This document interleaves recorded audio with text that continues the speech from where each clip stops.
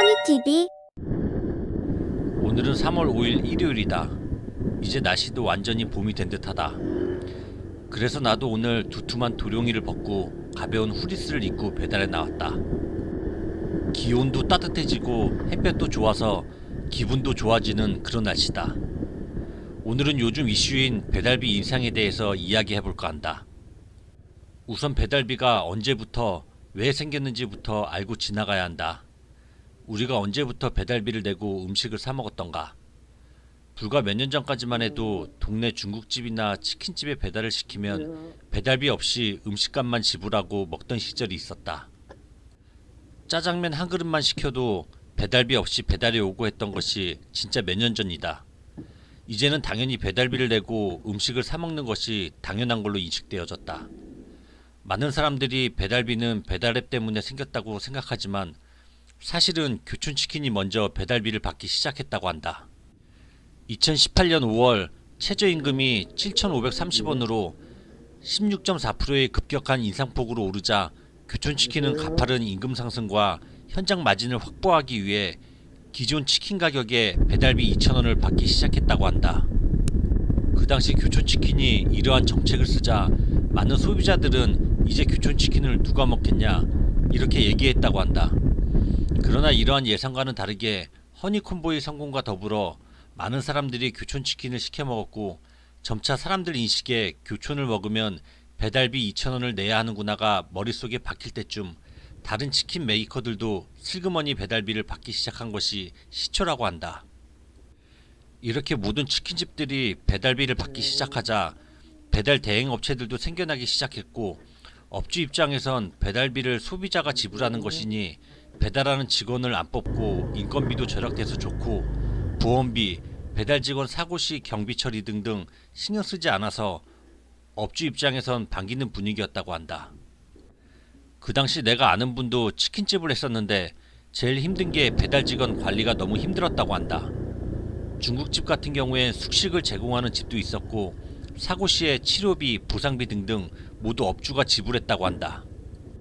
그래서 업주들은 인건비라도 아끼려고 학생들을 알바로 고용하고 학생들은 알바하며 오토바이를 험하게 몰아서 이때부터 짱깨, 딸배 등등 이런 말이 생긴 게 아닐까 한다. 아무튼 이렇게 점차 치킨집부터 배달비를 받고 배달 직원을 없애니 다른 음식점들도 하나둘씩 배달비를 받게 된 것이었다. 이렇게 다른 음식점들도 배달비를 받게 될 무렵 우리가 아는 배달 앱들이 생겨나기 시작한 것이다. 업체 사장님들은 예전엔 전단지 뿌리고 책자에 광고 내려면 한 달에 몇몇 책자 업체에 광고비를 내고 했었는데 이제 배달앱들이 생겨나니 배달앱에 광고를 하면 되고 배달 직원도 없앨 수 있어서 업체 사장님들은 처음엔 좋아했고 반겨했다고 한다. 하지만 코로나 시기를 마주하기 시작하면서 배달앱의 성장은 가파르게 성장했고 이제는 배달앱을 사용하지 않으면 안 될 정도로 거대해지고 배달앱에 맞추어서 운영할 수밖에 없는 절대적 의뢰 위치가 되어버렸다.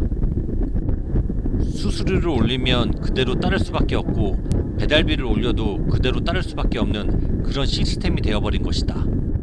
얼마 전에 뉴스에서 공포의 배달비 10,000원이 등장했다고 나온 뉴스를 봤다. 한쪽에선 배달비가 너무 과도하다고 내려야 한다고 난리고 또 배민 비마트 쪽에 배달료 인상해달라고 기사 노동조합에선 또 난리고 왜 이렇게 입장차가 큰 것일까?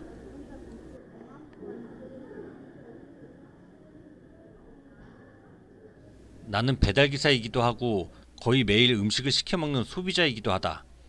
배달기사 입장에선 하루 종일 힘들게 일을 해도 최저시급도 못 가져갈 때도 많이 있어서 배달비를 인상해줬으면 하는 바람도 있다. 또 내가 저녁 때 음식을 시켜먹을 땐 배달비가 너무 비싸서 배달비가 내렸으면 하는 바람도 있다. 내가 시켜먹을 땐 배달비가 2-3천원 정도만 돼도 좋을 것 같다는 생각을 한다. 또 내가 배달을 할 땐 최소 4,000원 이상 기본료가 됐으면 하는 생각도 있다. 많은 사람들이 소비자가 내는 배달비를 배달기사가 다 가져간다고 생각하지만 아니다. 배달비는 소비자도 내고 업주 쪽에서도 낸다. 가령 소비자가 4,000원을 내고 업주 쪽에서 2,000원을 배달비로 내면 6,000원 중에 기사는 때때로 다르지만 약 반 정도 받는다고 생각이 된다.